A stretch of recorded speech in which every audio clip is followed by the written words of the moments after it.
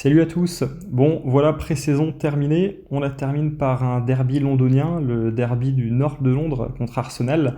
Voilà, donc ça faisait hyper plaisir de revoir les supporters qui chantaient dans les tribunes à domicile. Bon, ça faisait plaisir. Et un match assez intense, assez plaisant à regarder. Donc on va regarder ça dans les grandes lignes tout de suite. Moi, perso, j'étais content. On a bien maîtrisé dans l'entrejeu. Je vous avais parlé dans la vidéo précédente contre Chelsea que je trouvais qu'il y avait un gros trou plusieurs fois devant la défense, donc dans l'axe du milieu défensif. Ça n'a pas du tout été le cas aujourd'hui, comme s'il m'avait entendu. Vraiment, j'ai trouvé que Skip et Holzberg étaient très complémentaires et qu'à aucun moment il y avait un trou qui laissait de l'espace aux Gunners. Donc ça, c'est déjà un super point positif. On a été très équilibré dans le milieu de terrain, très équilibré même défensivement. Offensivement, j'avais des petits doutes sur la compo, comme je vous avais dit contre Chelsea aussi. Le quatuor, je le trouvais pas hyper complémentaire. Donc là aujourd'hui, donc jouer 109, c'est sûr que c'est toujours un petit peu compliqué, mais ça l'a bien fait aujourd'hui. Je trouve que les 4 étaient assez complémentaires. Je mets un petit bémol, un petit, hein, sur Bergwijn. Je trouve il s'est pas assez mouillé, il a perdu quelques balles, il faisait beaucoup de retours en arrière. Bon, il a aussi fait des belles choses, pardon, donc voilà, non, non, je suis vraiment satisfait. Dele Alli, j'ai trouvé qu'il a fait une très bonne première mi-temps. Il était parfois un petit peu effacé dans le jeu en deuxième, mais il a aussi fait des belles choses. Donc ça, c'est top. Il n'a pas eu de chance. Il aurait vraiment eu l'occasion de marquer au moins une fois, voire deux, voire trois même. Mais c'est Son qui l'a fait. Bon, après, on est sur un match amical, donc le score, on va dire que c'est secondaire. Moi, ce que je retiens surtout, c'est dans le jeu. On a subi juste un petit peu en fin de première mi-temps. Autrement, clairement, je trouve qu'on a très bien entamé le match et qu'on a dominé toute la seconde période où, comme je disais, hein, on aurait pu mettre 2, 3, voire 4 buts. Voilà, moi je suis content, ça me rassure. On peut bien démarrer la saison, sachant que notre équipe n'était pas complète. On a bien sûr notre super numéro 9 qu'on espère conserver, qui va redémarrer avec nous ou pas, on verra, ça on va le voir tout à l'heure.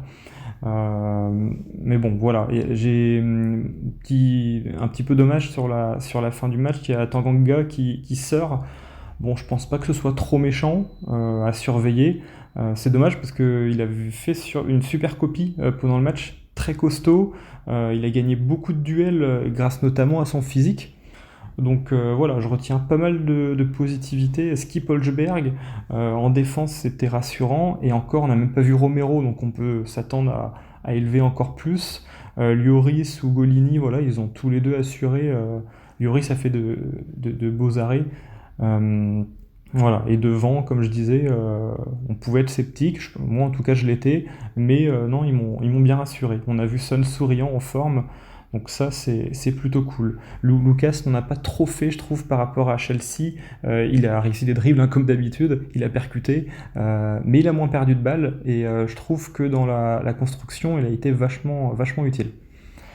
Pour ce qui est des petites infos mercato, donc bon Romero, vous l'avez vu, hein, on l'avait dit dans la dernière vidéo, il est bien arrivé, donc ça c'est une super nouvelle. J'ai hâte de le voir jouer, il va apporter beaucoup en défense. On peut s'attendre peut-être à avoir quelques annonces concernant Tomiyasu dans les jours voire semaines qui viennent. C'est un joueur voilà, on entend beaucoup parler de lui pour venir dans la capitale d'Angleterre, donc on va surveiller ça de près. Pour ce qui est de Kane, ça a l'air d'avancer un petit peu. A priori, Levy aurait donné son aval pour laisser partir le buteur anglais. On parle d'une somme qu'il faudrait mettre de 140 millions d'euros assortie avec 20 millions de bonus. Voilà, donc ça va être les pourparlers qu'il y aura entre les deux clubs, hein, Manchester City et Tottenham. Manchester City a pour stratégie de faire diminuer un petit peu le coût en incluant en fait Bernardo Silva ou Gabriel Jesus. Euh, pour ce qui est de Gabriel Jesus, ça serait pas bête, c'est un 9. Moi je serais inquiet si on démarre pas la saison avec un pur numéro 9. Ça serait le cas s'il y a un échange avec Gabriel Jesus. Si c'est Bernardo Silva, c'est un joueur que je trouve hyper intéressant. Si, imaginons que dans le match d'aujourd'hui, on l'avait mis au poste de Bergwijn, je pense qu'il aurait aussi beaucoup percuté, pris un petit peu plus de risques. Je pense qu'il aurait pu apporter beaucoup et qu'il pourrait apporter beaucoup à l'équipe sur le côté droit qui, bah, des fois, voilà, manque de stabilité, manque de percussion. Donc ça pourrait être intéressant aussi. Par contre, si l'échange se fait uniquement avec Bernardo Silva plus une somme d'argent, il faut impérativement qu'on trouve un numéro 9.